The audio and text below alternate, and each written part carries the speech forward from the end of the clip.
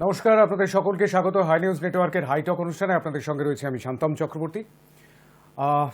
এই মুহূর্তে একটা বিষয় চলছে গোটা দেশ জুড়ে, সেটা হচ্ছে আপনারা জানেন একটা খুব পুরনো কাহাবত আছে, একটা পুরনো প্রভাব আছে, সেটা হচ্ছে যুদ্ধক্ষেত্রে এবং প্রেমে কোনো কিছুই আনফেয়ার নয়, অর্থাৎ অন্যায় বলে কিছু নেই। আর এই মুহূর্তে বোধহয় সেই ছবিটাই আমরা দেখতে পাচ্ছি। এই মুহূর্তে গোটা দেশ জুড়ে একটি বিষয়ে আলোচনা হচ্ছে, বিভিন্ন বিষয়ের মধ্যে এই বিষয়টিও চলে আসছে, সেটা হচ্ছে কে রাষ্ট্রপতি হবেন। রাষ্ট্রপতি কে হবেন সেটা তো 18ই জুলাই বোঝা যাবে। 18ই জুলাইয়ের পর যখন ফল প্রকাশিত হবে, সেই ফল প্রকাশের দিন বোঝা যাবে কে আদতে রাষ্ট্রপতি হলেন। কিন্তু রাষ্ট্রপতি পদপ্রার্থী হিসেবে একদিকে যেমন যশবন্ত সিনহা রয়েছেন বিরোধী পক্ষের প্রার্থী, তেমনি গতকালই জেপি নাড্ডা ঘোষণা করে দিয়েছেন যে ভারতীয় জনতা পার্টির তরফ থেকে কাকে নমিনেশন দেওয়া হচ্ছে। তিনি দ্রৌপদী মুর্মু। ঝাড়খণ্ডের প্রাক্তন রাজ্যপাল দ্রৌপদী মুর্মু কে সেটা অনেকেই ইতিমধ্যে জেনে ফেলেছেন, কারণ প্রায় 24 ঘন্টা কাটতে চলল ঘোষণার পর। সুতরাং মোটামুটিভাবে লড়াইটা নিশ্চিত হয়ে গিয়েছে। যদিও প্রথম দিন নমিনেশন খোলার পর 11টি নমিনেশন পড়েছিল, জানেন, সকলেই জানেন এই বিষয়গুলো। সুতরাং সেই জায়গা থেকে এই মুহূর্তে এই বিষয়টা নিয়ে আলোচনা হতে চলেছে যে তাহলে কি দলিত মুখ, বিভিন্ন দলের বিভিন্ন সম্প্রদায়ের মুখ আমরা দেখে ফেলেছি রাষ্ট্রপতি পদে। রাষ্ট্রপতি পদ একটি অত্যন্ত সম্মান বোধক পদ এবং অত্যন্ত সম্মাননীয় এই ব্যক্তি যিনি রাষ্ট্রপতি হন, কিন্তু তার হাতে ক্ষমতা থাকে অবশ্যই, কিন্তু সেই ক্ষমতার প্রয়োগ কিছু কিছু ক্ষেত্রে থাকে, বেশিরভাগ ক্ষেত্রেই থাকে না। সুতরাং রাষ্ট্রপতি পদটি নিয়ে যে তোলপাড়টা শুরু হয়েছে, সেই তোলপাড়টা কেমন যেন রাজনীতির গন্ধওয়ালা তোলপাড়। সুতরাং সেই রাজনৈতিক তোলপাড়ের মধ্যে আমরা ঢুকবো না, আমরা সেই তোলপাড়ের মধ্যেও যাব না যে তোলপাড়টা আজ দুপুর থেকে হঠাৎ করে শুরু হলো। দুপুর 3:30টার সময় নবান্নের 14 তলায় গিয়ে দেখা করলেন শোভন চট্টোপাধ্যায় এবং বৈশাখী বন্দ্যোপাধ্যায়, এবং তাদের তৃণমূল কংগ্রেসে ফেরা বোধহয় এই মুহূর্তে সময়ের অপেক্ষা, এমনটাই রাজনৈতিক মহলের একাংশ মনে করছে। গত 2019 সালের অগস্ট মাসে ভারতীয় জনতা পার্টি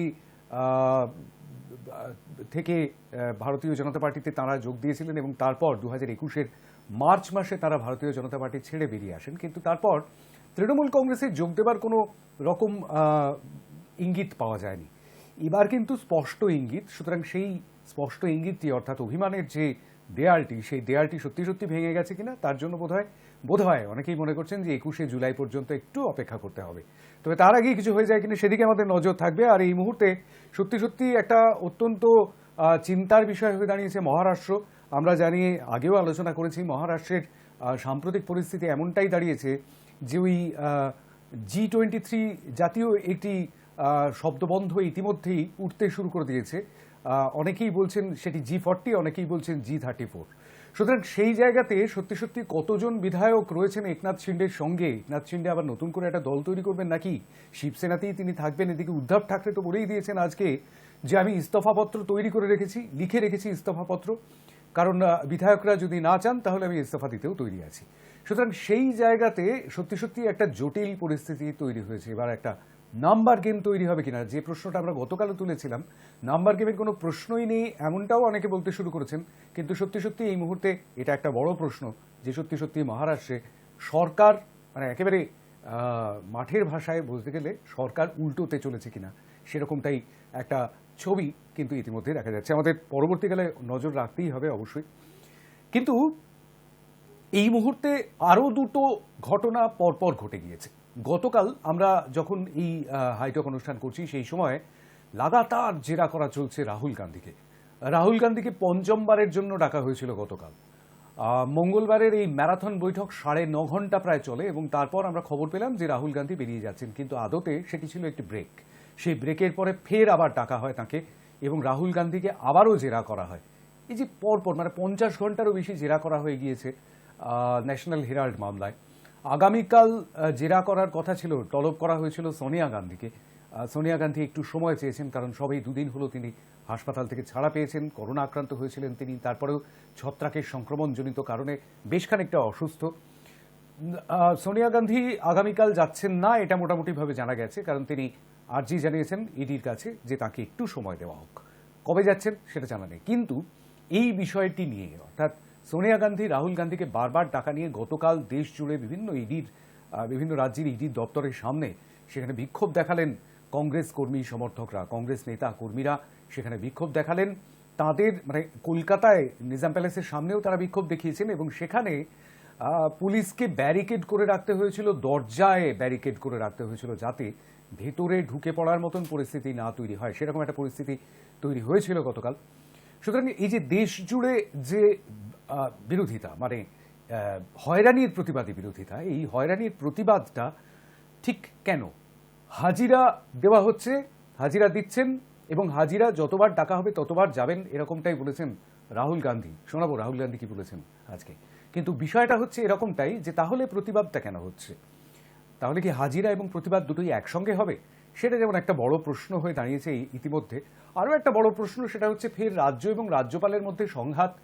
গতকাল আমরা দেখতে পেলাম যে আচার্য বিল নিয়ে বিজেপি বিধায়করা তারা হেঁটে মার্চ করে বলা যেতে পারে রাজভবনে গেলেন এবং দেখা করলেন রাজ্যপাল জগদীপ ধনখড়ের সঙ্গে এবং সেখানে জগদীপ ধনখড় তোপ দাগলেন বলা যেতে পারে রাজ্যের বিরুদ্ধে। একদিকে এই আচার্য বিল নিয়ে যেমন তোপ দাগলেন, সেই সঙ্গে সঙ্গে তোপ দাগলেন শিক্ষাক্ষেত্রে দুর্নীতির যে অভিযোগগুলো বারবার উঠেছে, যা নিয়ে মামলাও চলছে, সেই বিষয়গুলো নিয়েও রাজ্যপাল বললেন এবং রাজ্যপাল সেই আদালতের বিচারাধীন বিষয়গুলো নিয়েও আলোচনা করলেন সংবাদ মাধ্যমের সামনে। তো সেখানে প্রশ্ন উঠে আসছে, সেটা হচ্ছে যে এই যে নতুন যে সংঘাতটি তৈরি হচ্ছে, এই সংঘাতটি ঠিক কোথায় পৌঁছে দেবে রাজ্যকে? এই দুটি প্রশ্ন নিয়েই আমরা মোটামুটিভাবে আজকের আলোচনায় থাকবো। অবশ্যই প্রথম প্রশ্নটি একবার দেখে নেব, তারপর শোনাবো রাজ্যপাল কি বললেন এবং অন্যান্য রাজনৈতিক নেতৃবর্গ কি বললেন। দেখে নেব আজকের প্রথম প্রশ্ন। আচার্য বিল নিয়ে বিজেপি বিধায়করা রাজ্যপালের কাছে, রাজ্য সরকারের বিরুদ্ধে তোপ জগদীপ ধনখড়ের, পাল্টা তৃণমূল নেতৃত্ব, ফের সংঘাত রাজ্যপালের। এটা বোধহয় আর বলে দেওয়ার দরকার পড়ে না। সত্যি সত্যি রাজ্য এবং রাজ্যপালের মধ্যে সংঘাতটা একটা নতুন মাত্রা নিয়েছে এবং অন্যরকম একটি মাত্রা গতকালের ঘটনার পর নিল এবং সেই সংঘাতটা ঠিক কোথায় গিয়ে পৌঁছয় সেদিকে আমাদের নজর রাখতে হবে। কিন্তু তার আগে আমি একটু আলাপ করে দেবো আমাদের সঙ্গে যে প্যানেলিস্টরা আজকের এস্টেমড প্যানেলে যোগ দিচ্ছেন, তাদের সঙ্গে আলাপ করিয়ে দিয়ে আমাদের সঙ্গে রয়েছেন রাজনৈতিক বিশ্লেষক নীলাদ্রি বন্দ্যোপাধ্যায়, স্বাগত জানাই আপনাকে। আমাদের সঙ্গে রয়েছেন ভোট কুশলী এবং রাজনৈতিক পর্যবেক্ষক জয়দেব ঘর, স্বাগত জানাই আপনাকে। আমাদের সঙ্গে রয়েছেন সমাজকর্মী সুদীপ্তা রায়চৌধুরী মুখোপাধ্যায়, স্বাগত জানাই আপনাকে। আমাদের সঙ্গে রয়েছেন ভারতের জাতীয় কংগ্রেসের তরফে প্রবক্তা অরিন্দম গোস্বামী, স্বাগত জানাই আপনাকে। এবং আমাদের সঙ্গে রয়েছেন বিজেপির রাজ্য নেতা আইনজীবী স্বপন পাল, স্বাগত জানাই আপনাকে। আমি একদম শুরুতে একটুখানি দেখে নেব রাজ্যপাল জগদীপ ধনখড় কি বললেন এবং তার সঙ্গে দেখা করতে গেছিলেন যে নেতৃত্ব গেছিলেন, তার মধ্যে বক্তব্য রেখেছেন শুভেন্দু অধিকারী, তিনিই বা ঠিক কি বললেন এবং তার পাল্টা কুণাল ঘোষ এবং তাপস রায় কি বললেন একবার একটুখানি এক ঝলকে দেখিয়ে নেব, তারপর আসবো আলোচনায়। We have never seen careers being destroyed of thousands of boys and girls because of corruption, illegalities. The country has never seen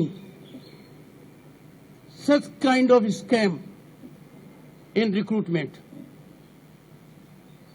We cannot play with the lives of those young people, boys and girls, who prepare for an examination, take interview, and suddenly what they find? Employment is given to those who never participated in the examination. I will consider all these bills legally. I will consider all these bills according to Constitution. I will consider all these bills taking note of the situation that education is in the concrete list. I will examine these bills in the perspective of University Grants Commission Act. I will pay attention to these bills after taking note of Supreme Court decisions. I will act 100% in accordance with law. পরীক্ষা না দিয়ে, পরীক্ষায় উত্তীর্ণ না হয়ে এবং 17 সাল থেকে বেসিক ম্যান্ডেটারি ছিল। আপনি জানেন কেন্দ্রীয় সরকার পিটিটিআই যাকে বলা হয়, এটা ম্যান্ডেটারি ছিল, 14 সাল পর্যন্ত অপশনাল ছিল, 14-র পরে 17 সাল থেকে ম্যান্ডেটারি ছিল, 17-র পরে 16,500 নিয়োগ করেছে উইদাউট বেসিক। এবারে আপনি বলুন লফুল্লি এই চাকরিগুলো তো থাকবে না, মেনে নিয়েছিল সবাই। আমরা চাকরি কারো যাক, চাকরি খেয়ে নিয়ে সব কথা বলছি না, তো আমার বক্তব্য হচ্ছে যে এই চাকরিগুলো কমপ্লিটলি বেচা হয়েছে, বিক্রি করা হয়েছে। চ্যান্সেলর পরিবর্তন করার ক্ষমতা রাজ্য সরকার বা রাজ্যের শাসক দলের বা বিধানসভার মেজরিটি মেম্বারের নেই, ইটস ভেরি ক্লিয়ার। এবার গভর্নর সাহেব কি করবেন তিনি ঠিক করবেন, আমরা তো তার কথা বলবো না, কিন্তু তিনি সবগুলো অপশন এখানে বলেছেন যদি বিল ঠিক থাকে আমি অনুমোদন দেব। আবার তিনি কথাও বলেছেন, যেটা আমরা প্রথম থেকে বলছি, যে অনেকগুলো অপশনের মধ্যে একটা অপশন আছে এডুকেশন কনকারেন্ট লিস্টে আছে, তিনি রাষ্ট্রপতির কাছে পাঠাতে পারেন, তিনি একে ফিরিয়ে দিতে পারেন। আমি শুধু এই সরকারকে বলবো, এই সরকার আইন মেনে চলছে না। রাজ্যপাল যা বলছেন সেটা সম্পূর্ণ রাজনৈতিক উদ্দেশ্য প্রণোদিত। এতগুলি ভালো কাজ হচ্ছে, যখন কন্যাশ্রী আন্তর্জাতিক সম্মান পায় তখন উনি টুইট করতে পারেন না, দেখতে পারেন না, বিবৃতি দিতে পারেন না। রাজ্যপাল উনি প্রচার লোভী, মানসিক ভারসাম্যহীন। রাজ্যপাল পদটাকে কলুষিত করছেন। ব্যক্তিগত প্রচার, বিজেপির দালালি, এগুলি ওনার প্রায়োরিটি। নরেন্দ্র মোদী মুখ্যমন্ত্রী থাকাকালীন গুজরাটে তিনি যে প্রসেসগুলো শুরু করেছিলেন, অন্য রাজ্য যেগুলি করছে, আবার বাংলায় করার পর কংগ্রেস শাসিত রাজ্যে যা করছে, তখন তাদের গায়ে জ্বালা লাগে না। তো শপথে নিশ্চয়ই প্রতিদিন টুইট করার কথা বলা তো ছিল না। একটি নির্বাচিত সরকারকে, নির্বাচিত মুখ্যমন্ত্রীকে প্রতিনিয়ত প্রতিদিন আক্রমণ করবেন রাজ্যপাল, সবসময় সেটা গ্রহণযোগ্য হয়ে ওঠে না। রাজ্যপালকে অনুরোধ করব যে এই সমস্ত বলা, টুইট করা, এগুলো উনি বন্ধ করলেই ভালো হয়। এই মন্তব্যগুলির পাল্টাও বলেছেন রাজ্যপাল তাঁর নিজের বক্তব্যের মধ্যেই। অবশ্যই এই বক্তব্যগুলি তখনও পর্যন্ত আসেনি। আমি সেই ছোট্ট টুকরোটিও একটুখানি শুনিয়ে দেবার অনুরোধ করবো আমার প্রোডাকশন কন্ট্রোল রুমকে। Some ministers are in the habit of making any observation they like. They are mistaken. I have been kind to them so far. In doing so, they are committing a crime, and they will have to face consequences. Act according to Constitution, act according to law, and that is my oath also. সুতরাং বলা যেতে পারে প্রচ্ছন্ন একটি হুঁশিয়ারিও দিয়ে দিয়েছেন রাজ্যপাল যে তার বিরুদ্ধে যে মন্তব্যগুলি করা হয় সেই মন্তব্যগুলির বিরুদ্ধে সাংবিধানিক ব্যবস্থাও তিনি নিতে পারেন, অর্থাৎ আইনি ব্যবস্থা নেওয়া হতে পারে। কয়েকজন মিনিস্টারের কথা বলেছেন, অর্থাৎ মন্ত্রীর কথা বলেছেন। বিষয়টা কি পুরোপুরি রাজনৈতিক লড়াই হয়ে যাচ্ছে, এবং রাজনৈতিক কারণে কি রাজ্যপালকে কেউ কেউ ব্যবহারও করছেন? প্রশ্ন। আর সেই প্রশ্নের উত্তর আমি নেব সকলের কাছ থেকে, একটুখানি নেওয়ার চেষ্টা করবো। আমি নীলাদ্রি বন্দ্যোপাধ্যায়ের কাছে যাবো। আনইন্টারাপ্টেড পর্ব, আনইন্টারাপ্টেড 2 মিনিট। নীলাদ্রি বন্দ্যোপাধ্যায়। রাজ্যপালের সাথে রাজ্যের সংঘাত এটা নতুন কোনো ঘটনা নয়। এপি শর্মার সাথে জ্যোতি বসুর সংঘাত হয়েছিল, আবার গোপালকৃষ্ণ গান্ধীর সাথে বুদ্ধদেব ভট্টাচার্যের সংঘাত হয়েছিল। কিন্তু যে ভাষায় আজকে রাজ্যপালকে এই সংঘাতের পরিপ্রেক্ষিতে আক্রমণ করা হচ্ছে, এটা কিন্তু অতীতে আমরা দেখতে পাইনি, এবং এটা বাংলার সংস্কৃতির পরিপন্থী। রাজ্যপালের আপাত দৃষ্টিতে কোনো ক্ষমতা নেই, কিন্তু আজকে মহারাষ্ট্রের যে পরিস্থিতিটাতে আমরা দেখছি যে শিবসেনার 2 নম্বর ব্যক্তিত্ব তিনি দল ছেড়ে বেরিয়ে যাচ্ছেন। কাল যদি তৃণমূল কংগ্রেসও একই রকম পরিস্থিতির উদ্ভব হয়, কেউ কেউ বলছেন হতে চলেছে, এরপর তৃণমূলেরও 2 নম্বর ব্যক্তিত্ব কেউ হয়তো বেরিয়ে যেতে পারে, এরকম একটা সম্ভাবনা না হতেও নাও পারে। যদি হয় এবং সেই পরিস্থিতিতে যদি ত্রিশঙ্কু হয়ে যায় বিধানসভা, তখন কিন্তু রাজ্যপালের একটা বড় ভূমিকা আছে। এবং ঠিক এই কারণে রাজ্যপালের ভূমিকাটা কিন্তু ইমার্জেন্সি একটা সিচুয়েশনে, এবং রাজ্য এবং রাজ্যপালের ভালো সম্পর্কটা ভীষণ দরকার। সেটা না হলে এই সংঘাতে রাজ্যের ক্ষতি হয়। এটা অত্যন্ত দুর্ভাগ্যের ব্যাপার। রাজ্যপাল এবং রাজ্য মানে রাজ্য সরকার এরা কেউই এই ইগোকে অতিক্রম করে সংঘাত থেকে সরে আসছেন না। বিভিন্ন পেটি ইস্যু নিয়ে সংঘাত শুরু হচ্ছে। আজকে যেভাবে রাজ্যপালকে বিভিন্ন উপাচার্যের পদ থেকে আচার্যের পদ থেকে সরিয়ে দেওয়া হচ্ছে বিভিন্ন বিশ্ববিদ্যালয়ে, এর কোনো প্রয়োজন ছিল বলে আমার মনে হয় না। এটা একটা ইগোর লড়াই ছাড়া কিছু নয়। তাহলে তো মুখ্যমন্ত্রীকে এবার সমস্ত পদ রাজ্যের নিয়ে নিতে হয়। কালকে উনি বলবেন বিচারকের জায়গা আমি বসবো, পরশু বলবেন না আর্মি হেডের জায়গায় আমি বসবো। এটা একটা মেগালোম্যানিয়া, এটা একটা ফ্যাসিজমের লক্ষণ। কিন্তু দুর্ভাগ্যজনকভাবে মুখ্যমন্ত্রীর মধ্যে সেটা দেখা যাচ্ছে। অন্যদিকে রাজ্যপালের দিকে যদি আমরা দেখি, রাজ্যপালও যেভাবে একটা ইগোর মধ্যে আটকে গেছেন। আমি আগের রাজ্যপাল যদি কেশরীনাথ ত্রিপাঠীজি, তার সাথে আমার পরিচয় ছিল ভালোভাবে, তাকে দেখি, তিনিও তো কাজ করেছেন, বিজেপি সরকার দিল্লিতে ছিল, কিন্তু এই ধরনের সংঘাত প্রতি ক্ষেত্রে আমরা দেখতে পারিনি। কোথাও এটা একটা ইগোর লড়াই হয়ে যাচ্ছে এবং তার ফলে ক্ষতি হতে পারে রাজ্যবাসীর, এটাই আমি একমাত্র কথা বলি। ইগোর লড়াই, রাজনীতির লড়াই, আর সেই রাজনৈতিক লড়াইটার ভেতরে রাজ্যপাল কি ঢুকে পড়ছেন কোনোভাবে? রাজ্যপাল না বুঝে কিংবা বুঝেই, সতর্কভাবে কিংবা অসতর্কভাবেই ঢুকে পড়ছেন কি? সেই প্রশ্নটা কিন্তু ইতিমধ্যে তুলতে শুরু করে দিয়েছেন রাজনৈতিক বিশ্লেষকদের একাংশ। আমি চলে যাব জয়দেব ঘরের কাছে, 2 মিনিট আনইন্টারাপ্টেড। দেখুন, পশ্চিমবঙ্গে এর আগেও বহু রাজ্যপাল ছিল এবং মমতা বন্দ্যোপাধ্যায়ের অধীনে, মানে যখন মমতা বন্দ্যোপাধ্যায়ের রাজত্বকাল, সেই রাজত্বকালেও কিন্তু আমরা দেখেছি রাজ্যপালের কার্যপ্রণালী। কিন্তু ধনকর বাবু আসার পর থেকেই বোধহয় কেন্দ্র থেকে কোনো বার্তা নিয়ে এসছে, মানে প্রতি মুহূর্তে নির্বাচিত একটা সরকারকে কি করে বিব্রত করতে হয় এবং নির্বাচিত সরকারের প্রতিটা ক্ষেত্রে তাকে কি করে কলুষিত করতে হয়, তার বোধহয় কোথাও ইনস্ট্রাকশন আসছে দিল্লি থেকে। নইলে যেখানে ভোট পরবর্তী হিংসার পরে প্রশাসন সমস্তভাবে সদা সতর্ক ছিল, কিন্তু বারবার এই ভোট পরবর্তী হিংসা নিয়ে বাজার গরম করতে আমরা দেখেছি রাজ্যপালকে, যেটা কিন্তু কেন্দ্র সরকারের স্বরাষ্ট্র মন্ত্রক এবং হাইকোর্ট কেউ মান্যতা দেয়নি। কিন্তু এই হিংসা এই রাষ্ট্রপতির কাছে যাওয়া, মানে সমস্ত বিচার যেন ভেঙে পড়েছে, বিচার ব্যবস্থা ভেঙে পড়েছে, রক্ষকের আইন নেই, এখানে শাসকের আইন রয়েছে, আইনের শাসন নেই, মানে আলতু ফালতু কথা বলে শুধুমাত্র বাজার গরম করা এবং মিডিয়ায় টিকে থাকার জন্য ওনার যে একটা প্রয়াস, সেটা কিন্তু আমরা লক্ষ্য করেছি। এবং তারপরেও আপনারা দেখুন, যদি আজকে ভোট পরবর্তী হিংসা হয়ে থাকতো, উনি রাষ্ট্রপতির কাছে গেছেন, স্বরাষ্ট্রমন্ত্রীর কাছে গেছেন, এমন কোনো দরজা নেই যেটা উনি ঠকাননি, কিন্তু কেউ ওনার মতে সাড়া দেননি। উনি রাষ্ট্রপতি শাসন জারি করার মতনও পরিস্থিতি তৈরি করেছিলেন, কিন্তু কোথায়? কিছুই নেই। তার মানেই বোঝা যায় যে এটা রাজনৈতিক উদ্দেশ্য প্রণোদিত। এবং প্রতিটা ক্ষেত্রে একটা নির্বাচিত জনপ্রতিনিধি এবং তার সরকার বিপুল ম্যান্ডেট নিয়ে জেতা একটা সরকারে, যেখানে অমিত শাহ বলে গেছে যে বিপুল ম্যান্ডেট নিয়ে জেতা সংখ্যাগরিষ্ঠ সরকারকে এভাবে ফেলে দেওয়া যায় না বা তার বিরোধিতাকে এইভাবে করা যায় না। সেক্ষেত্রে কোন স্বার্থে, কিসের আমার মনে হয় জয়দেববাবুর শেষের দিকে নেটওয়ার্কের কোনো একটা সমস্যা হবে। হ্যাঁ জয়দেববাবু, শেষ করুন আপনার বক্তব্য। রাইট।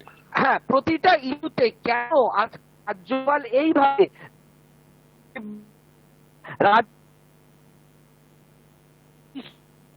না, জয়দেববাবুর বক্তব্যটা পরিষ্কার হচ্ছে না। আমি অবশ্যই পরবর্তীতে ক্রস ডিসকাশনের সময় জয়দেববাবুর বক্তব্য শুনবো অবশ্যই, কিন্তু 2 মিনিটের আনইন্টারাপ্টেড পর্বে আমি একদম সরাসরি চলে যাচ্ছি অরিন্দমের কাছে। অরিন্দম গোস্বামী, 2 মিনিট। অরিন্দম,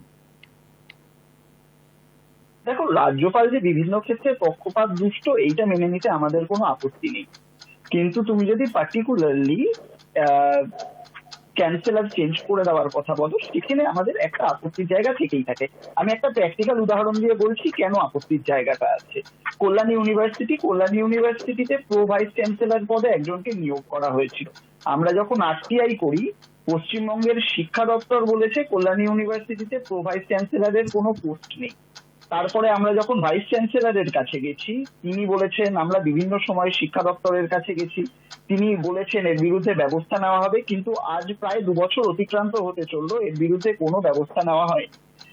এইবার তুমি আমায় বলো, সেই জায়গাটায় যেখানে একটা দলীয় রাশ একজনের হাতে, রাজ্যের রাশ একজনের হাতে, ইউনিভার্সিটির রাশও যদি তার হাতে থাকে, আর যদি আমরা এই ধরনের, এটা কিন্তু আমাদের যে কেবল অভিযোগ এমনটা নয়, পশ্চিমবঙ্গের শিক্ষা দপ্তর RTI এর উত্তরে এটা স্বীকার করেছে যে এই জিনিসটা হয়েছে। এবার আমাদের যাওয়ার জায়গাটা কোথায়? আমরা যদি এক্ষেত্রেও মমতা ব্যানার্জির কাছেই যেতে হয়, তাহলে সেক্ষেত্রে যে আমরা বিচারটা পাবো এটা সম্ভব নয়, এটা কোনো সম্ভব নয়। এবার সেই ক্ষেত্রে আমাদের আপত্তির জায়গাটা রয়েছে। দেখো, আমরা পরিষ্কার করে বলছি, জগদীপ ধনকরের প্রতি আমাদের কোনো দুর্বলতা নেই। জগদীপ ধনকর থাকলেন কি গেলেন বা অন্য কেউ এলেন, তাতে আমাদের কোনো আপত্তি নেই। আমাদের আপত্তির জায়গাটা হচ্ছে প্রত্যেকটা ইনস্টিটিউশনকে যদি এইভাবে দলীয় হাতে চলে যায়, একজন রাজনৈতিক পদাধিকারী তার হাতে যদি চলে যায়, তিনি রাজনৈতিক দলেরও মাথা বটে, তার হাতে যদি চলে যায়, সেক্ষেত্রে সাধারণ ছাত্রছাত্রী যারা রয়েছে তারা যদি ভ্যালিড ইস্যু নিয়ে আপত্তি থাকে কোনো একটা জায়গায়, সেক্ষেত্রে যাওয়ার জায়গাটা আমাদের কমে যাচ্ছে, প্রথম কথা। আর দ্বিতীয় কথা, দেখো যেটা বলছিলাম, যে এই তুমি যদি চ্যান্সেলরের কথা বলো, সেখানে রাজ্যপালের কি ভূমিকা, কি এই সমস্ত বিষয় নিয়ে প্রশ্ন উঠতেই পারে, কিন্তু যেই বিষয়টা নিয়ে শিক্ষার ব্যাপারটা যদি হয়, সেক্ষেত্রে যদি শিক্ষার ব্যাপারটা বোঝে এরকম কোনো শিক্ষাবিদ যদি এই জায়গাটায় বসে, আমার মনে হয় সেটা সবচেয়ে আন্তরিকতার সাথে গ্রহণ করার জায়গা। বেশ, আমি ক্রস ডিসকাশনে আবার আসবো আপনার কাছে, কিন্তু আমি চলে যাবো এবার স্বপন পালের কাছে। স্বপন পাল, আপনার আনইন্টারাপ্টেড 2 মিনিট। দেখুন, পশ্চিমবঙ্গে যে শাসন চলছে সেটা অ্যাকচুয়ালি আইনের শাসন চলছে না। দেখুন, পশ্চিমবঙ্গে আইনের শাসন চলছে না, শাসকের আইন চলছে। এটা রাজ্যপাল কিন্তু বলেনি, এটা বলেছে জাতীয় মানবাধিকার কমিশন। আজকে রাজ্যপালকে সব বিষয়কে টেনে আনাটাও ঠিক নয়, কিন্তু একটা জিনিস তো মানতে হবে, যে পশ্চিমবঙ্গে যে অরাজকতা চলছে, শিক্ষা যে দুর্নীতি চলছে, স্বজন পোষণ চলছে, আজকে এটা ধামাচাপা দেওয়ার জন্য রাজ্যপালকে সরানোর জন্য বিল পাস করানো হচ্ছে, এটা হতে পারে না তো। আজকে প্রশ্ন হচ্ছে, এমন কি ঘটনা ঘটলো যে রাজ্যপালকে আচার্য পদ থেকে সরাতে হবে? আজকে এটা তো রেওয়াজ, মানে স্বাধীনতার পরবর্তী সময় থেকে আজকে পর্যন্ত এটা হয়ে আসছে। তো আজকে পশ্চিমবঙ্গের মুখ্যমন্ত্রী কেন মনে পড়লো যে তিনি সব জায়গায় রাজ্যপাল হয়ে যাবেন? তিনি কালকে বলবেন আমি সুপ্রিম কোর্টের বিচারপতি হয়ে যাব, হাইকোর্টের বিচারপতি হয়ে যাব, এডিও নিজে হয়ে যাবেন। সব কিছু তিনি যদি হয়ে যান, তাহলে এটা হচ্ছে অ্যাকচুয়ালি হিটলারের শাসন ব্যবস্থা যেরকম হয় সেরকম উনি চাইছেন। কিন্তু এটা হবে না, এটা সংবিধান সম্মত নয়, এটা সংবিধান স্বীকৃত নয়। রাজ্যপাল এই বিল পাস করবে কি করবে না সেটা তার বিষয়।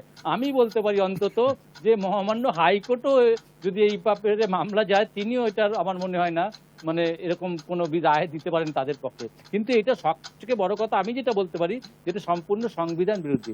কিন্তু তা সত্ত্বেও তারা জানেন, সবকিছু বোঝেন, কিন্তু তারপরেও নিজেকে রাজ্যটাকে হেয় করার জন্য, রাজ্যের জনগণকে হেয় করার জন্য, বাংলার মানুষকে হেয় করার জন্য আজকে রাজ্য সরকার এটা করছেন। আজকে সবথেকে লজ্জার লাগে যে কুণাল বাবুর মতো একজন লোক, যে রাজ্যপালকে ন্যূনতম মর্যাদাটুকু দেন না, যে ভাষায় তিনি কথা বলেন, একটা রাজ্য মানে শাসক দলের মুখপাত্রর কাছ থেকে যে ভাষা মানে রাজ্যপালের এগেনস্টে বলা হচ্ছে, সেটা আমি তো তীব্র নিন্দা করছি। আমার মনে হয় তিনি শুধু রাজ্যপালকে হেয় করছেন না, রাজ্যপালকে অসম্মান করছেন না, বাংলার মানুষকে তিনি অসম্মান করছেন। কারণ বাংলার কৃষ্টি, বাংলার সংস্কৃতি, বাংলার ঐতিহ্য এটা বিশ্বের দরবারে মহান হয়ে রয়েছে। তার মতো একটা কুলাঙ্গার এই যে ভাষা কথা বলছে রাজ্যপাল সম্বন্ধে, আমি মনে করি এটা বাংলা সংস্কৃতি বিরোধী। আজকে রাজ্যপাল যখন এর আগে ছিল, মুখ্যমন্ত্রী যখন বিরোধী নেত্রী ছিল, তখন রাজ্যপালকে ছুটে যেতেন না, সব ব্যাপারে রাজ্যপালের কাছে যেতেন না, সব ব্যাপারে রাজ্যপালের হস্তক্ষেপ করতেন না। এটা সংবিধান স্বীকৃত, রাজ্যপাল এই কাজগুলো করবেন। যেখানে অন্যায় দেখবেন, অরাজকতা দেখবেন, সেখানে রাজ্যপালের হস্তক্ষেপ করবেন। তো রাজ্যপালের সেই পদের মর্যাদাটা আমি মনে করি রাজ্যপাল নিজেও সেটা বলেছেন। রাজ্যপাল এবং মুখ্যমন্ত্রীকে এক সারিতে নিয়ে এসেছে রাজ্য প্রশাসন। তিনি তার বক্তব্যের মধ্যে বলেছেন রাজ্যপাল পদটা কতটা গুরুত্বপূর্ণ তা ইচ্ছাকৃতভাবেই বোঝার চেষ্টা করে না প্রশাসন। কিন্তু এই রাজ্যপাল পদটি তো নিরপেক্ষ থাকার কথা, সেটা কি কোনো একদিকে ঝুঁকে থাকার কথা? সেটাও কিন্তু একটি চিন্তার বিষয়, এবং সেই প্রশ্নটিও কিন্তু তুলছেন ইতিমধ্যে রাজনৈতিক বিশ্লেষকদের একাংশ। আমি সুদীপ্তা রায়চৌধুরী মুখোপাধ্যায়ের কাছে চলে যাব। 2 মিনিট আনইন্টারাপ্টেড। দেখুন, আমি না মনে পড়ে যাচ্ছে এম.এস. জাফরি বলে একজন অভিনেতা আছেন, যিনি জগদীপ নামে সমধিক পরিচিত ছিলেন। আর বর্তমানে আমাদের পশ্চিমবঙ্গে যিনি জগদীপ ধনকর, দুজনেরই অ্যাটিটিউডটা প্রায় একই রকম, কমেডিয়ানের রোল হয়ে যাচ্ছে। আসলে আমার যেটা মনে হয়, ব্যক্তিগত অভিমত, ওনার মানে রাজনৈতিক খিদেটা না এখনো শেষ হয়নি। রাজ্যপাল হওয়ার জন্য যে রাজনৈতিক খিদেকে ত্যাগ করে নিরপেক্ষ যে ভূমিকাটা পালন করবার কথা, সেই নিরপেক্ষ ভূমিকাটা পালন করতে জগদীপ ধনখড় সাহেব সব দিক থেকে ব্যর্থ। এই বিষয়ে বোধহয় এই প্যানেলে আর কেউ আমার সাথে দ্বিমত পোষণ করবেন বলে আমার মনে হয় না। তিনি প্রতি মুহূর্তে তেলতে যাচ্ছেন এবং বোঝা যায় যে উনি ওনার পূর্বাশ্রমকে এখনো ভোলেননি এবং তার প্রতি ওর একটা অ্যালিজিয়েন্স রয়েছে, সেটা খুব স্বাভাবিকভাবেই রয়েছে। কিন্তু সেটা রাজ্যপালের চেয়ারে বসে দেখালে পরে রাজ্যপালের সংঘাত অনিবার্য এবং সেটাই ঘটছে। এবারে আমি আসছি আচার্য বিল। আমি সকলকে মনে করাই, আমি অনেকেই হয়তো জানে 2013 সালে অ্যাকচুয়ালি গুজরাটে এই বিলটা মোদি নিজে এনেছিলেন। মোদি আর কমলা বেনিওয়ালের যে লড়াইটা ছিল, প্রচন্ড প্রবল তাদের মধ্যে সংঘাত ছিল, সেই সময় এই বিল তিনি এনেছিলেন। পরবর্তীতে এই বিল কার্যকর করার মধ্যে তিনি ভারতবর্ষের প্রধানমন্ত্রী হয়ে যান।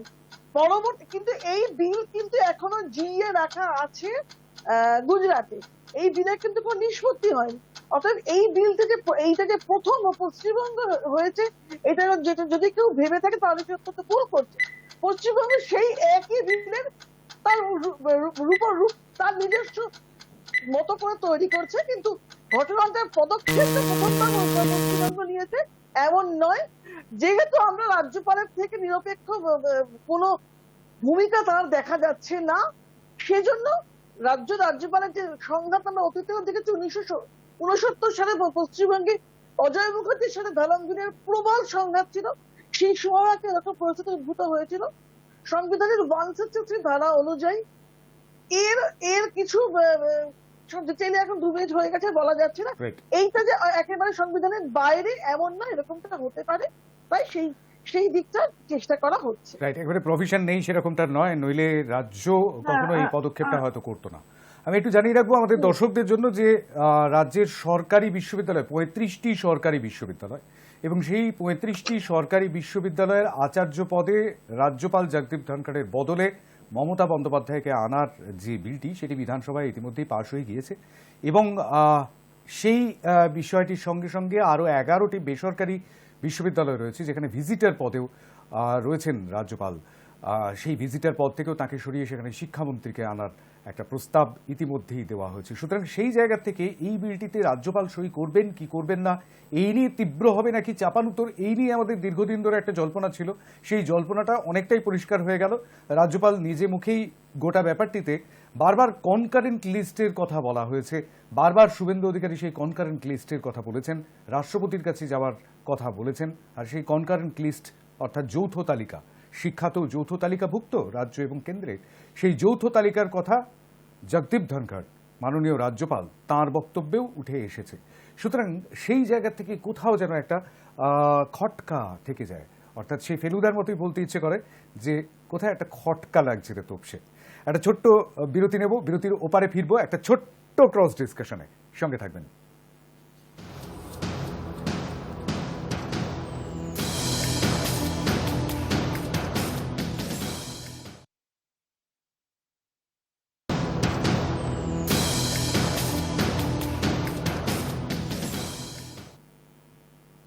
ফিরে এলাম বিরতির পর। রাজ্যপাল আচার্য পদে থাকবেন কি থাকবেন না সেটা তো ভবিষ্যতে বলে দেবে, কিন্তু রাজ্যপাল গতকাল যে বক্তব্যটি রাখলেন সেই বক্তব্যটির মধ্যে আপনারা নিশ্চয়ই শুনেছেন, তার বঙ্গানুবাদ করলে এরকমটি দাঁড়ায় যে আমি বিলগুলি খুব মন দিয়ে পড়ব, কোনো পক্ষপাতিত্ব করব না। এই কথাটা রাজ্যপালকে নিজে মুখে বলতে হচ্ছে। যদি গ্রহণ করার মতো হয় তবে করব, না হলে করব না, কিন্তু কোনো অন্যায়কে প্রশ্রয় দেব না। এটাই তো হওয়ার কথা। কিন্তু এই পক্ষপাতিত্ব করব না এটা বলবার কি কোনো প্রয়োজন ছিল বলে মনে হচ্ছে? মানে আমি সেই বিষয়টাই একটুখানি পরিষ্কার হতে চাইছি। আমি স্বপন বাবুর কাছে যাব, খুব সংক্ষিপ্ত ক্রস ডিসকাশন, সুতরাং সময়ও খুব অল্প।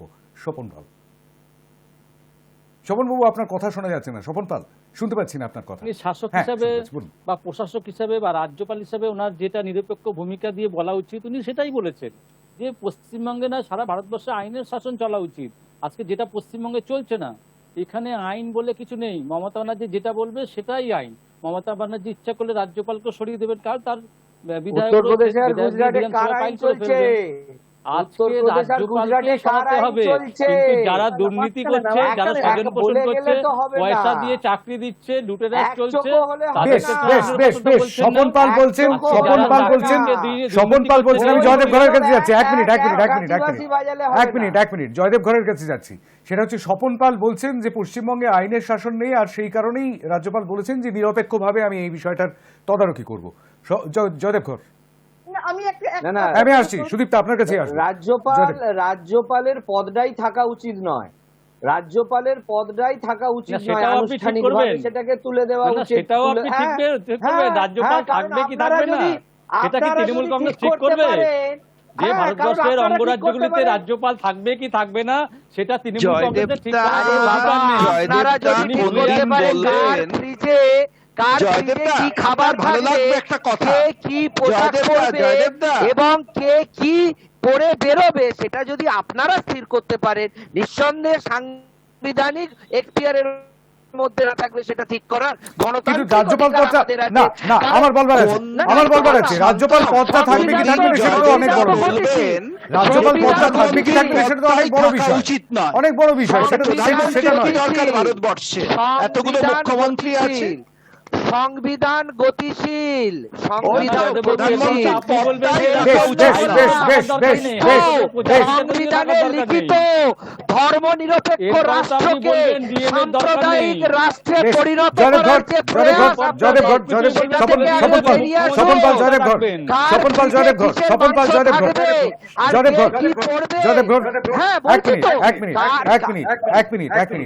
রাজ্যপাল পদটা থাকবে কি থাকবে না সেটা তো অনেক বড় বিষয়, কিন্তু এই মুহূর্তে যে বিতর্কটি তৈরি হয়েছে সেখানে পরিষ্কার করে বলতে হয়েছে আমি কোনোভাবে নিরপেক্ষতা ছেড়ে বেরোবো না, মানে আমি নিরপেক্ষভাবে কোনো রকম পক্ষপাতিত্ব করবো না, এই কথাটা সাংবিধানিক প্রধানকে বলতে হচ্ছে।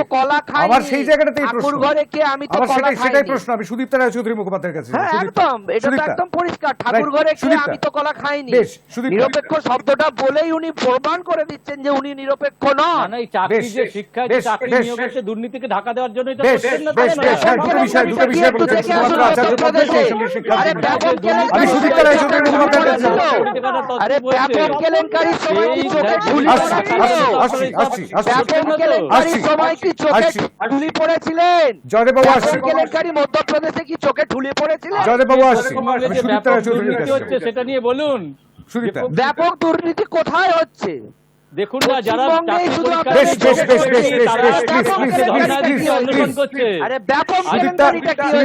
সুদীপ্তা রায় চৌধুরী মুখোপাধ্যায়ের কাছে জয়দেব ঘর, আমি সুদীপ্তা রায় চৌধুরী। যেটা আমার যেটা আমার ওই বক্তব্যটা শুনে যেটা মনে হয়েছে যে এটা ওর সাবকনসিয়াস মাইন্ড বোধহয় ওকে বলতে বাধ্য করেছে যে আমি নিরপেক্ষ থাকবো, কারণ আমার মনে হয় না সাম্প্রতিক অতীতে বা খুব অনেক পিছনে গেলেও কোন রাজ্যপালকে এটা সচেতন ভাবে নিজেকে নিজে মনে করাতে হয়েছে আমি নিজের কাছে নিজে মানে নিরপেক্ষ থাকবো। এর থেকে বোঝা যাচ্ছে যে উনি নিরপেক্ষ এতদিন থাকেননি, এবার বোধহয় ওর বোধোদয় হয়েছে বিরত হলেও যে উনি নিরপেক্ষ থাকবেন, তাই উনি নিজেকেই নিজে বলছেন আমি না পশ্চিমবঙ্গে অরাজকতা চলবে আর নিরপেক্ষতা থাকবে। আমি আসছি, আমি অরিন্দমের কাছে অরিন্দম, আপনার কি তাই মনে হচ্ছে? পশ্চিমবঙ্গে আইনের শাসন চলবে না, অরাজকতা থাকে, চুপচাপ থাকলে নিরপেক্ষতা থাকবে। পশ্চিমবঙ্গে অরাজকতা থাকলে অমিত শাহ বলে যেত। আমি আসছি, আপনি কি অমিত শাহ স্বপনবাবু, জয়দেববাবু, স্বপনবাবু, জয়দেববাবু, স্বপনবাবু, এক মিনিট, আমি অরিন্দম গোস্বামীর কাছে যাবো। অরিন্দম, আপনার কি তাই মনে হচ্ছে? দেখুন, উনি যেটা বলেছেন সেটা থাকলেই ভালো, নিরপেক্ষ থাকলেই ভালো। আর আমরা তো চাই শাসক হিসেবে বা প্রশাসক হিসেবে সবাই নিরপেক্ষতা অবলম্বন করুক, কিন্তু সেটা কতদূর কি হবে সেটাই আমাদের দেখার। আর দেখুন, সবকিছুই তো রাজ্যের ভালোর জন্য, রাজ্যের ভালোর জন্য উনি যদি যে কোনো ডিসিশনই, দেখুন কোনো ডিসিশন কখনো রাজ্যের জন্য ভালো হলে সেটা মেনে নিতে হয়, কখনো যদি খারাপ মনে হয় তখন সেটা রিজেক্ট করতে হয়, কিন্তু কোনটা ভালো কোনটা মন্দ সেই বোধটা সবার আগে থাকার দরকার। সেই বোধটা যদি দুপক্ষেরই থাকে এবং সেই ক্ষেত্রে যদি রাজ্যবাসীর জন্য নিরপেক্ষতা অবলম্বন করা হয়, তাহলে আমাদের থেকে খুশি বোধ হয় অন্য কেউ হবে না। কোনো পক্ষপাতিত্ব করবো না বলেছেন রাজ্যপাল জগদীপ ধনখড়। আমি সেই জায়গাটাতেই বলেছিলাম, ভালো কথা, সেটাই তো দেখা। আমি সেই জায়গাটাতেই বলেছিলাম না, এটা বলতে হয় কেন আমি এটাই তো বুঝে পাই না। রাইট, এটা সেই বলতে প্রশ্নটা হয় নিয়ে আমি কেন তো এটাই বুঝি না। বেশ, সেই প্রশ্নটা নিয়ে আমি নীলাদ্রি বন্দ্যোপাধ্যায়ের কাছে যাবো এবং ক্রস ডিসকাশন শেষ করবো এই বিষয়টা। নীলাদ্রি, না, মুখ্যমন্ত্রী তো একটি দলের নেত্রী, অথচ তিনি যখন মুখ্যমন্ত্রী হয়ে বসছেন দলের নেত্রী হওয়া সত্ত্বেও তিনি নিরপেক্ষ। এবং যখন নির্বাচনের পর অভিযোগ ওঠে যে বিরোধী দলের কর্মীদের ওপর আঘাত আসছে, সরকার পক্ষপাতিত্ব করছে, তখন মুখ্যমন্ত্রীকেও বলতে হয় আমি নিরপেক্ষ, কারণ আমি সবার সুরক্ষিত করছি। রাজ্যপালকেও সম্ভবত সেই কারণেই বলতে হয় বিশেষ করে এই কারণে, কারণ এই বিলে রাজ্যপালেরই ক্ষমতা কেড়ে নেওয়ার কথা বলা হচ্ছে, অথচ তাকেই সই করতে বলা হচ্ছে। স্বয়ং তার নিরপেক্ষতা নিয়ে এক্ষেত্রে একটা প্রশ্ন উঠে যাচ্ছে। কিন্তু আরো বড় প্রশ্ন এটা জয়দেবদা তুলে দিয়েছেন যে রাজ্যপাল পদটাই থাকা উচিত নয়। কাল হয়তো উনি বলবেন প্রধানমন্ত্রী পদটাই থাকা উচিত নয়, পরশু হয়তো বলবেন ভারতবর্ষটাই থাকা উচিত নয়, এটা পাকিস্তান হয়ে যাওয়া উচিত।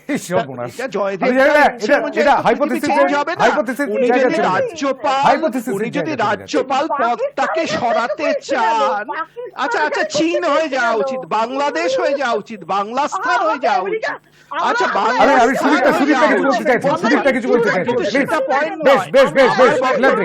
রাজ্যপাল পদটা যদি না থাকতে হয় তার জন্য উপযুক্ত মেজরিটি দরকার, সেই মেজরিটি নিয়ে তারা আইন সংশোধন করে। সেটা একটা পৃথক বিতর্ক, সেটা একটা পৃথক বিতর্ক যে সত্যি রাজ্যপাল পদটি থাকবে কি থাকবে না, রাষ্ট্রপতি পদটি থাকবে কি থাকবে না, সেই বিষয়গুলো নিয়ে আজকে তো আমরা কথা বলতে বসিনি। জয়দেব বাবু, প্রধানমন্ত্রী পদটি থাকবে কি থাকবে না, ভারতবর্ষ থাকবে কি থাকবে না, ওটা বাংলাস্থান হয়ে যাবে কিনা, এগুলো বিতর্ক। আমি জয়দেব বাবু, আমি খুব সংক্ষেপে 30 সেকেন্ডে বক্তব্য শুনবো। 30 সেকেন্ড সুনিতা, বেশ 30 সেকেন্ড জয়দেব ঘরের উত্তরটা নিয়ে নিই। নীলাদ্রি, আমি উত্তরটা নিয়ে নেবো। জয়দেব ঘরের 30 সেকেন্ড। আমি নীলাদ্রি বাবুকে অনুরোধ করব সংবিধানটা খুঁটিয়ে পড়ার জন্য, এবং সংবিধান অনুযায়ী রাজ্যপালের এখতিয়ার এবং রাজ্যপালের পদের যে গুরুত্ব সেটা একটু উনি যদি সাবধানে পড়াশোনা করেন, আশা করি এই রকম বালখিল্য কথাগুলো বলতেন না। প্রধানমন্ত্রী নির্বাচিত, আরে জানেন না তো, প্রধানমন্ত্রী শুনুন না, আরে শুনুন না, আমি ক্রস ডিসকাশন এখানে শেষ করবো, ক্রস ডিসকাশন। এক মিনিট স্বপন বাবু, নীলাদ্রি বাবু, জয়দেব বাবু, বেশ প্লিজ রাজ্যপাল পদটি থাকবে কি থাকবে না, রাজ্যপাল পদের যৌক্তিকতা আছে কি নেই সেই নিয়ে না হয় আরেকদিন আলোচনা করা যাবে, কিন্তু এই মুহূর্তে আরো একটি অত্যন্ত গুরুত্বপূর্ণ বিষয়ের দিকে নজর রাখতে হবে। জয়দেব বাবু, এক মিনিট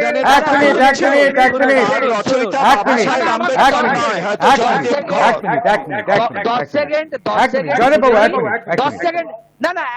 বাবু, আমি এই আলোচনাটা এখানেই শেষ করব। একটা কথা বলতে দিন, না 10 সেকেন্ড একটা কথা বলে দিতে দিন। ওনাদের একটা বেসিক গন্ডগোল হচ্ছে, প্রধানমন্ত্রী জনতার দ্বারা নির্বাচিত জনপ্রতিনিধি, আর রাজ্যপাল হচ্ছে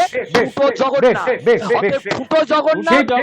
পদটাকে যদি সরাতে হয় তাহলে সংবিধানকে বদলাতে হবে। জয়দেববাবু, সংবিধানকে বদলাতে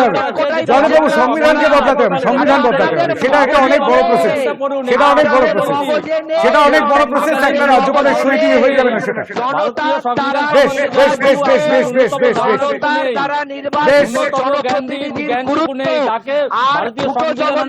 মাননীয় প্যানেলিস্ট, আমরা একটুখানি দ্বিতীয় বিষয়টার দিকে নজর রাখবো একটুখানি। তার কারণ রাজ্যপাল পদটা থাকবে কি থাকবে না সেই নিয়ে আমাদের আলোচনা নয়, সেই নিয়ে আমাদের আলোচনা বেশ ভক্ত হতেই পারেন, সেটা বিষয় নয়।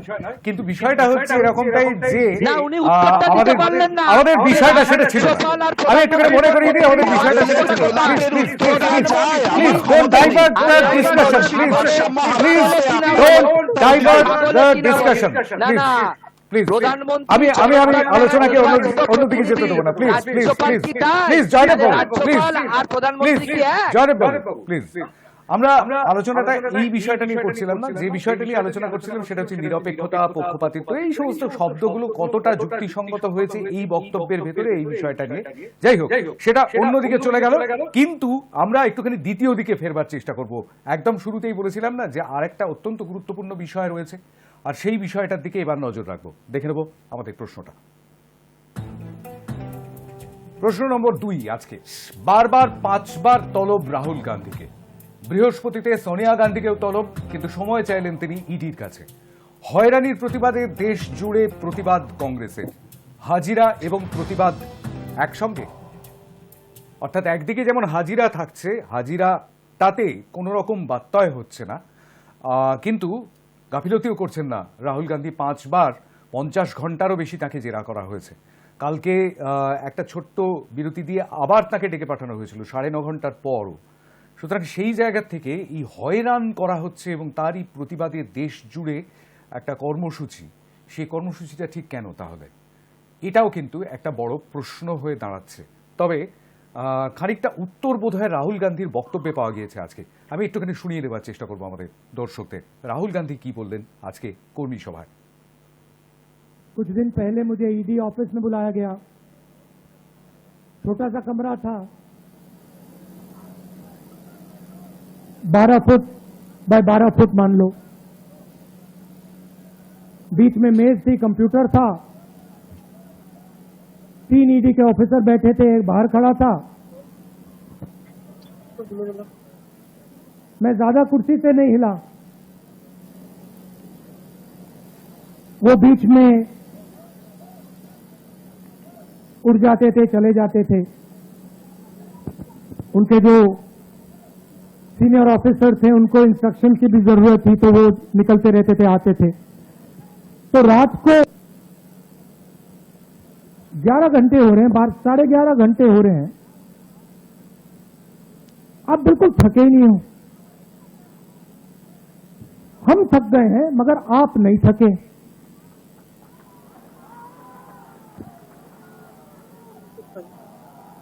ये उन्होंने पूछा, आपका सीक्रेट क्या है?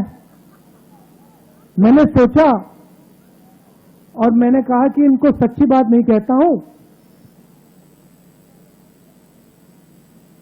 दूसरी बात कह देता हूं,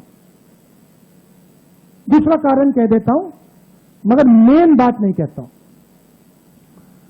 मैंने कहा कि मैं विपासना करता हूं, उसमें बैठना पड़ता है, तो आदत लग गई है, मुझे कोई प्रॉब्लम नहीं, 6, 7, 8, 10 घंटे बैठा दो, मुझे कोई फर्क नहीं पड़ता। उस कमरे में राहुल गांधी अकेला नहीं बैठा था, उस कमरे में राहुल गांधी के साथ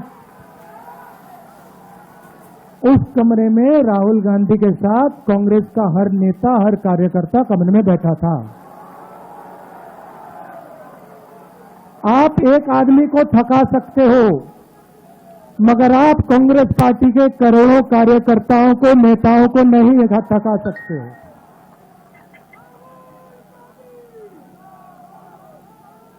और सिर्फ कांग्रेस पार्टी के আর পুরো বক্তব্যটা শুনতে পেলাম না, অনেকটা লম্বা রয়েছে বক্তব্যটা।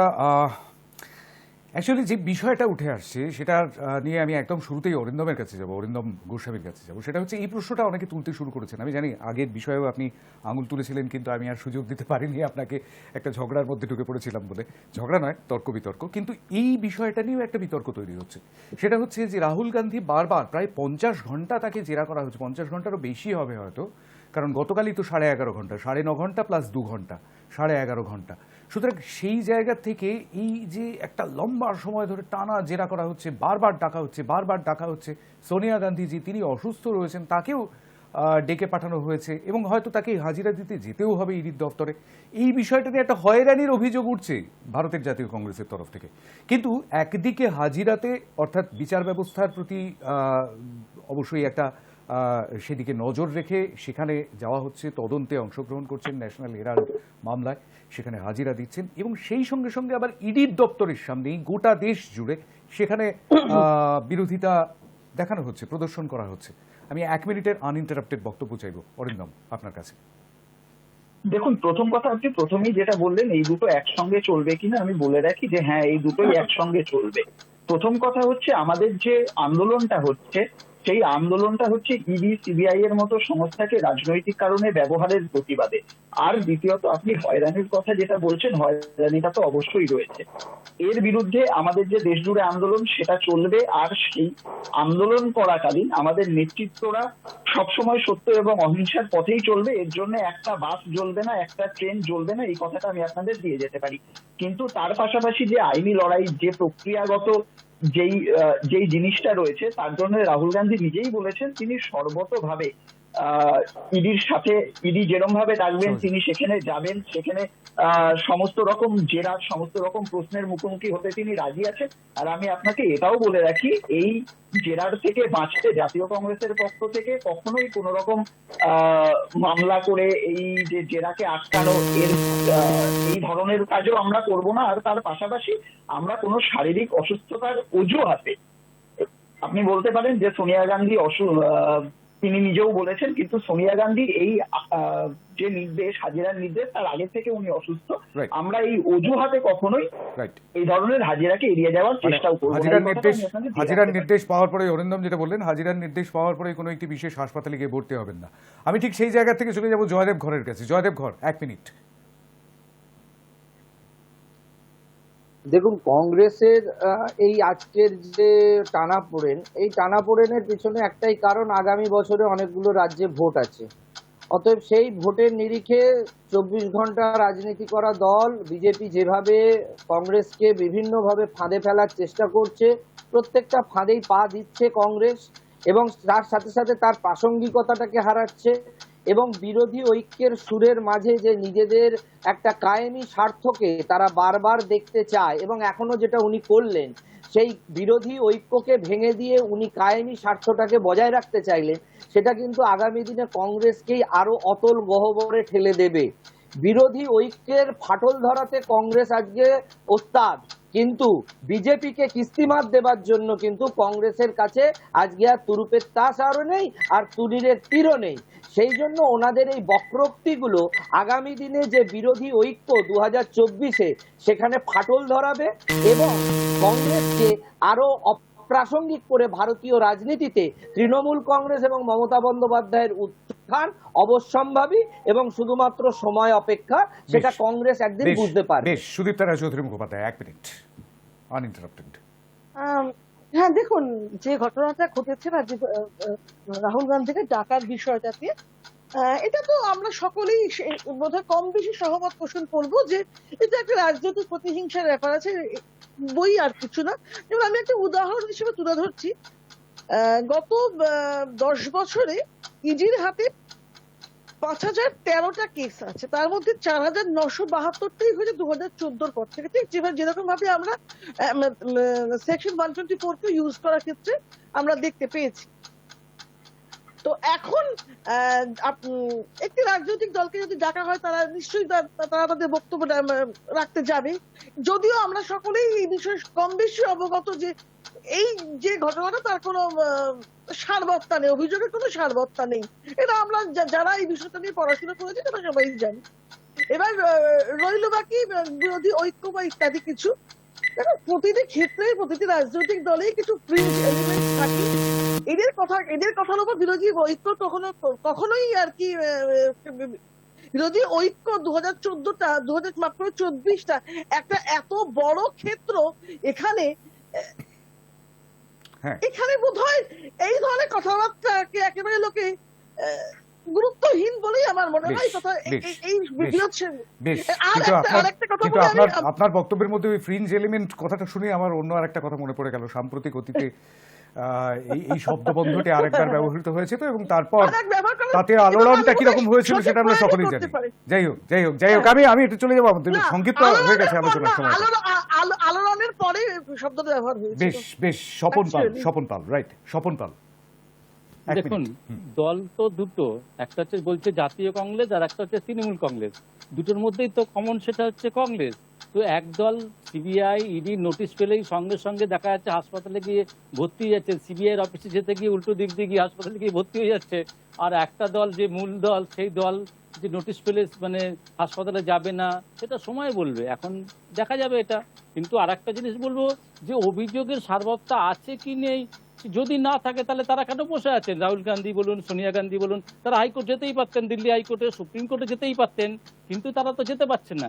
একদিকে তারা বলছেন সিবিআই ইডিকে সম্পূর্ণ সহযোগিতা করবেন অভিযোগের ক্ষেত্রে, আবার পরোক্ষণে দেখা যাচ্ছে তার দলের নেতা নেত্রীরা বিভিন্ন সিবিআই ইডি দপ্তরে বিক্ষোভ দেখাচ্ছেন, এবং শুধু বিক্ষোভ দেখানে যে দরজা ভেঙে মানে কি বলবো ঢুকে পড়ার একটা আপ্রাণ চেষ্টা করছেন, সেখানেও পর্যন্ত গার্ড দিতে হচ্ছে। মানে এর থেকে লজ্জার কি হতে পারে? অর্থাৎ এদের মধ্যে দ্বিচারিতা।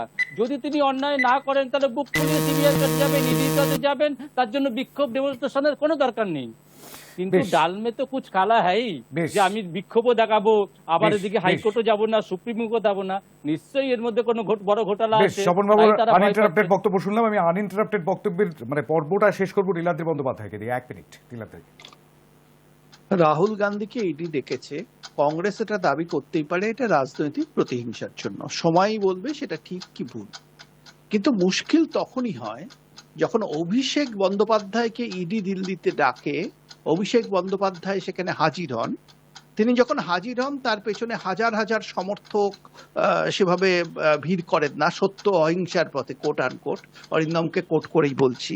সেই অহিংসার ফলে 144 ধারা ভাঙা হয় না, ভাঙচুর হয় না, এসব কিছু হয় না অহিংসার জন্য। এবং অভিষেক বন্দ্যোপাধ্যায় বেরিয়ে এসে বক্তব্য রাখেন, যেহেতু তিনি কংগ্রেসকে চ্যালেঞ্জ করেন বেরিয়ে এসে, তখন অভিষেক বন্দ্যোপাধ্যায়কে কিন্তু সেই সার্টিফিকেট দেওয়া হয় না যে প্রতিহিংসার কারণে ইডি ডাকছে। অভিষেককে ডাকলে সেটা প্রতিহিংসা নয়, আর রাহুলকে ডাকলে সেটা প্রতিহিংসা। এই যে দ্বিচারিতা স্টোরি, এই দ্বিচারিতাটাই মানুষের কাছে খুব স্পষ্ট হয়ে যাচ্ছে। কংগ্রেস যদি সত্যিই মনে করে রাহুল গান্ধী নিষ্পাপ, স্বাভাবিক নিয়মে ইডির মুখোমুখি হোক, এই ধরনের অ্যাজিটেশনের কোনো দরকার নেই। স্বাভাবিক নিয়মেই ইডি এটা ঘোষণা করতে বাধ্য হবে যে রাহুল গান্ধী নির্দোষ। তার জন্য এত অ্যাজিটেশন, 144 ধারা ভাঙার চেষ্টার প্রয়োজনটা কি? 30 সেকেন্ড নরেন্দ্র গোস্বামী, 30 সেকেন্ড। হ্যাঁ, প্রথম কথা, যদি এই অভিযোগের সারবত্তার কথাই ওঠে, তাহলে তুমিও জানো যে এর আগেও এই ন্যাশনাল হেরাল্ড মামলাকে যে অপ্রাসঙ্গিক সেইটা বলে এটাকে তুলে দেওয়ার একটা তুলে দেওয়ার প্রস্তাব আনা হয়েছিল এই ইডির তরফ থেকেই।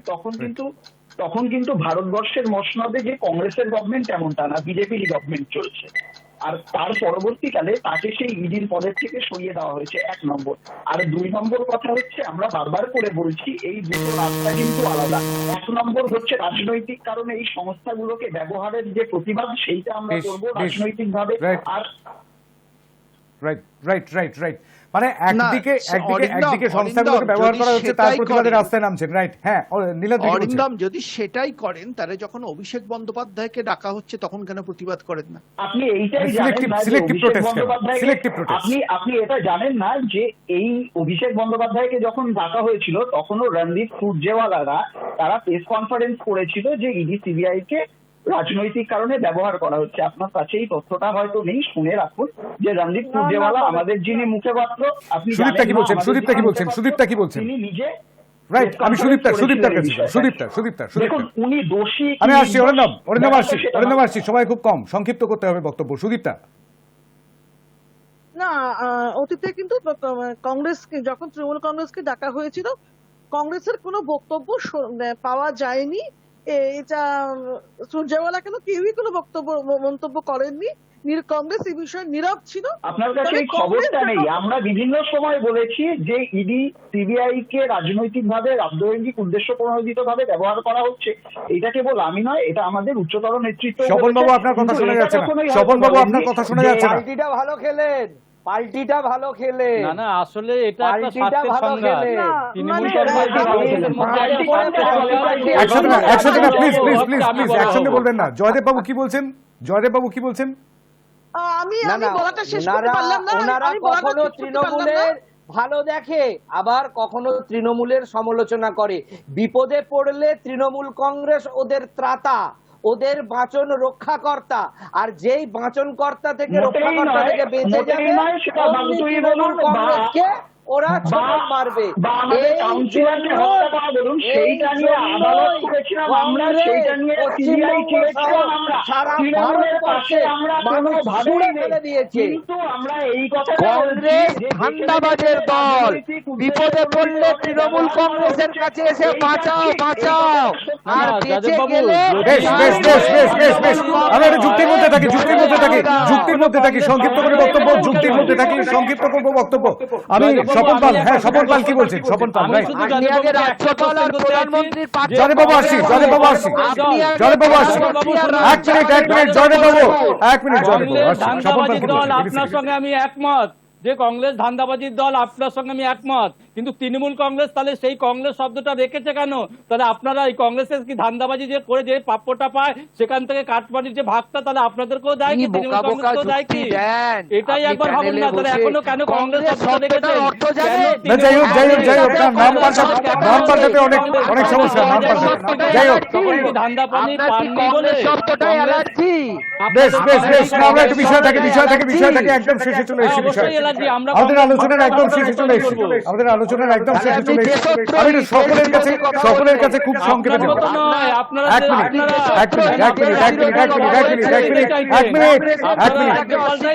স্বপন বাবু, জয়দেব বাবু, এক minute, Swapan Babu, Joydeb Babu, Swapan Babu please, আমরা একদম আলোচনার শেষে চলে এসেছি। প্রত্যেকের কাছে যাবো একবার করে। সেটা হচ্ছে যে একটা বিষয় দেখা যাচ্ছে, সেটা হচ্ছে আমার দলের শীর্ষকর্তারা বা আমার দলের যারা নেতা নেতৃস্থানীয় ব্যক্তিত্ব, তারা তাদেরকে যখন ইডি বা সিবিআই ডেকে পাঠাচ্ছে, সেই সময় আমরা আমাদের হয়ে যেমনটা বলছি, অন্য দলের নেতাদের যখন ডেকে পাঠিয়েছিল তারাও একই রকম বলেছিল, কিন্তু তখন আমরা বক্রোক্তি করেছিলাম। মনে পড়ে নিশ্চয়ই, ইতিহাসের দিকে তাকালে বোধহয় সেরকম উদাহরণ দেখতে পাওয়াই যাবে। অতি সম্প্রতি অতীতে যদি আমরা চলে যাই, আমি বলছি না আমার এই বক্তব্যের জন্য কোথাও বৃহত্তর জোটে কোনো ক্ষতি সাধিত হবে, কিন্তু এরকম ঘটনা ঘটেছে, তার উদাহরণও রয়েছে কলকাতার বুকেই। সুদীপ্তা রায় চৌধুরী মুখোপাধ্যায়, খুব সংক্ষেপে যাবো 30 সেকেন্ডের জন্য। হ্যাঁ, মানে অনেক ক্ষেত্রে দেখা যায়, যেখানে ক্ষেত্রে যখন সিবিআই কে ডেকে আনে বিজেপি, সেই সময় আমরা দেখেছি কংগ্রেসের নেতাও কিন্তু সেই বিষয়ে সহমত পোষণ করেছে। অতএব এটা অতীতের ব্যাপার ছিল, তবে নিশ্চয়ই ভবিষ্যতের দিকে তাকিয়ে আমরা আরো বৃহত্তর স্বার্থের কথা ভেবে নিশ্চয়ই সকলেই তাদের অবস্থান পরিবর্তন করবে, এবং বৃহত্তর স্বার্থের কথা না ভাবতে পারলে কিন্তু ভারতবর্ষের জন্য অনেক বড় খারাপ দিন আসতে চলেছে।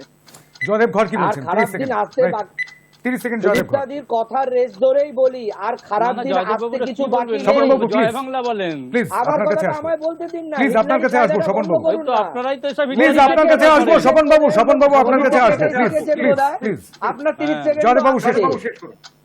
সুদীপ্তাদির কথার রেস ধরেই বলি, না আগে আপনি উল্টো করুন যে দেশদ্রোহী কাকে বলে, আপনারাই তো দেশদ্রোহী কাজ করেন। ভারতবর্ষের 12টা মোদি বাজিয়ে ছেড়ে দিয়েছে, আর কিছুই 12টা বাজার বাকি নেই।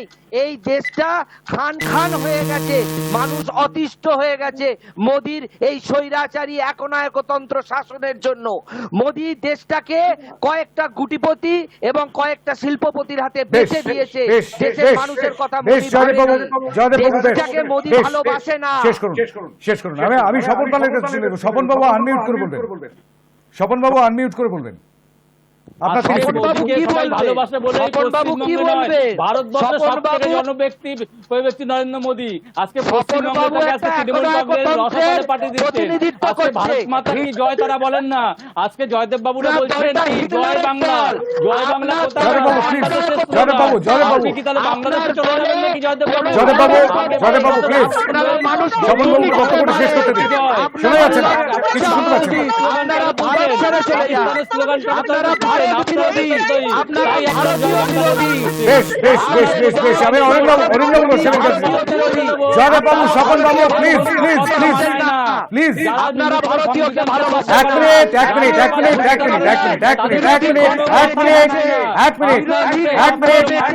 জয়দেব বাবু, স্বপন বাবু এক মিনিট।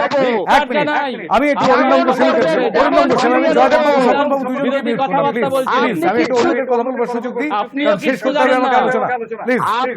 Joydeb Babu please. আমি অরিন্দম গোস্বামীর কাছে 30 সেকেন্ডের জন্য। অরিন্দম দেখো, আমরা আবারও বলছি, এই ধরনের সংস্থাগুলো যে রাজনৈতিক উদ্দেশ্য প্রণোদিত ভাবে ব্যবহার করা হয়েছে, আমরা তার বিরোধিতা করেছি।